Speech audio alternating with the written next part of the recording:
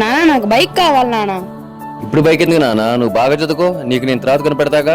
నాకు ఇవన్నీ అనవసరం నానా, ఇప్పుడు నాకు బైక్ కావాలి. అన్నయ్య మా అబ్బాయి పొజిషన్ బాగాలేదన్నయ్య, హాస్పిటల్లో జాయిన్ చేసాం, అర్జెంటుగా ₹1,00,000 కావాలన్నయ్య. నీ పెళ్లితోనే మన బంధం తెగిపోయిందిరా. ఏ మొహం పెట్టుకొచ్చారా డబ్బులెట్టడానికి? పోరా బయటికి.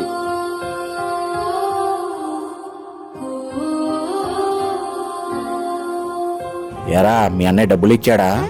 లేదురా, ఇవ్వలేదు. అయిన వాళ్ళే ఇవ్వకపోతే బయట వాళ్ళు ఎలా ఇస్తారా నీకు? సర్లే రారా వెళ్దాం.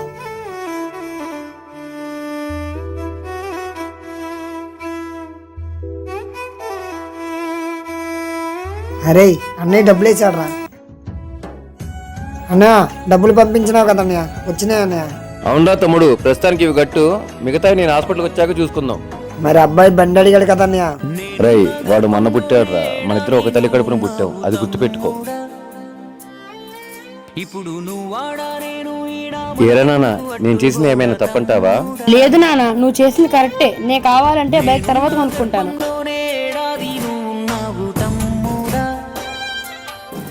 ఇప్పుడు నువ్వు ఆడా నేను ఈడా మనకెందుకు అడ్డు కూడా తమ్ముడా.